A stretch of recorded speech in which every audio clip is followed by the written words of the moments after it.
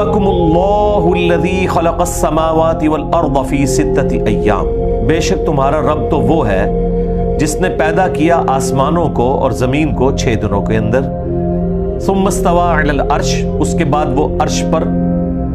مستوی ہوا جیسا کہ اس کی شان کے لائق ہے، یدبر الامر، ہر کام کی تدبیر وہی فرماتا ہے، ما من شفیع الا من بعد اذنہ، اس کے حضور کوئی کسی کی شفاعت نہیں کر سکتا مگر یہ کہ اس کے اذن کے بعد، یعنی اللہ کے حضور سفارش کرنے کے لیے بھی پہلے اللہ کی اجازت کی ضرورت ہے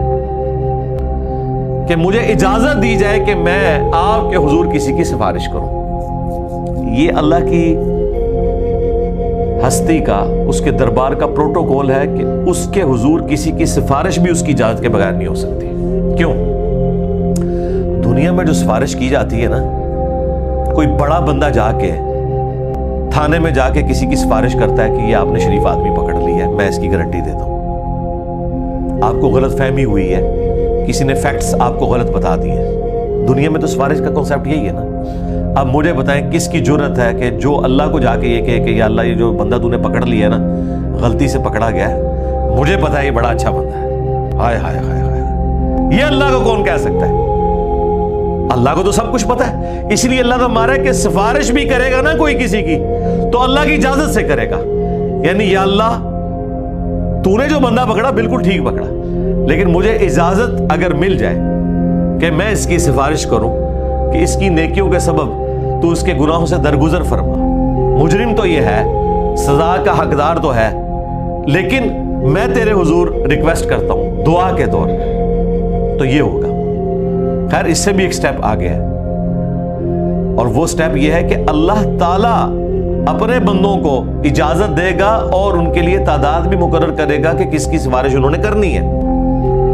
بخاری اور مسلم میں جو شفاعت والی حدیثیں ہیں اس میں نبی اسلام فرماتے ہیں مجھے اللہ تعالیٰ تعداد مقرر کرے گا، اور جب میں آخری دفعہ جہنم کی طرف جاؤں گا تو مجھے داروغہ جہنم کہیں گے کہ اب آپ کا کوئی امتی جہنم میں نہیں سوائے اس کے جسے قرآن نے جنت میں جانے سے روک لیا ہے، وہ جنت میں کبھی داخل نہیں ہوگا، نبی اسلام کی سفارش بھی اسے کام نہیں آئے گی۔ اور وہ کون ہے؟ انہ من یشرک باللہ فقد حرم اللہ علیہ الجنہ، بے شک جو کوئی اللہ کے ساتھ شرک کرے گا اللہ نے اس پہ جنت حرام کر دی ہے۔ بخاری مسلم میں حدیث ہے ہر نبی کو اللہ نے ایک دعا دی تھی، میں نے اپنی وہ مقبول دعا اپنی امت کے لیے سنبھال کے رکھی ہے، اور میری اس دعا سے قیامت کے دن میرے ہر امتی کو نفع پہنچے گا سوائے اس کے جس نے شرک کیا ہوا۔ اور مسلم شریف میں حدیث ہے کہ شب معراج نبی الاسلام کو 3 تحفے دیے گئے۔ نمبر 1 آپ کو 5 نمازوں کا تحفہ دیا گیا، نمبر 2 سورۃ البقرہ کی آخری 2 آیات،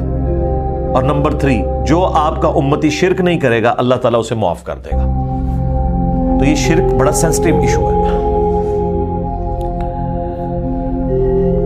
ذالکم اللہ ربکم فاعبدوہ، یہ ہے تمہارا رب، تمہارا پروردگار، بس اسی کی عبادت کرو، جس کی یہ شانیں ہیں۔ شانیں کیا ہیں؟ آسمان اس نے پیدا کیے، زمین اس نے پیدا کی،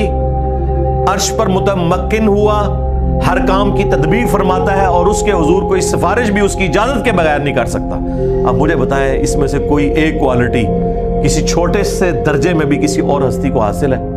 تو کوئی اور اللہ کی جگہ نہیں لے سکتا، وہی حقدار ہے کہ اس کی عبادت کی جائے۔ افلا تذکرون، کیا تم غور و تفکر نہیں کرتے، نصیحت حاصل نہیں کرتے؟ الیہ مرجعکم جمیعا، تم سب کے سب کو اسی کی طرف مر کر لوٹنا ہے۔ وعد اللہ حقا، یہ اللہ کا سچا وعدہ ہے۔ انہ یبدأ الخلق، بے شک وہی ہے جس نے مخلوق کو شروع میں تخلیق کیا تھا، ثم یعیدہ، اور پھر دوبارہ بھی وہ اس عمل کو دہرائے گا، یعنی مرنے کے بعد جو ہم گل سڑ کر ہڈیاں ہماری چورا چورا ہو جائیں گی تو اللہ تعالیٰ دوبارہ سے وہ تخلیق کرے گا، جس طرح جب ہم کچھ نہیں تھے تو اس نے ہمیں پیدا کیا، تو اب اس چورے سے دوبارہ سے وہ زندہ کر لے گا۔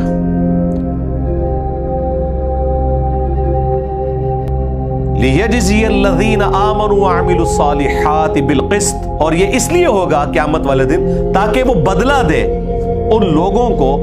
جو ایمان لے کر آئے اور نیک اعمال کیے انصاف کے ساتھ۔ یعنی اس سے پتہ چل گیا کہ یہ پورے کا پورا سسٹم اس چیز کے اوپر کھڑا ہے کہ اللہ تعالیٰ نے اس پلانٹ ارتھ پہ انسانوں کو مخصوص ٹائم کے لیے بھیجا ہے. ہر شخص اپنی ڈیسٹنی کے مطابق موت کے منہ میں چلا جائے گا, مر کے مٹی ہو جائے گا, پھر قیامت والا دن اللہ تعالیٰ دوبارہ سے اسے زندہ کرے گا, اور زندہ کرنے کا مقصد یہ ہوگا کہ دنیا میں جو کیے ہوئے اعمال ہیں ان کا بدلہ انصاف کے ساتھ اس شخص کو دیا جائے, اچھے یا برے اعمال.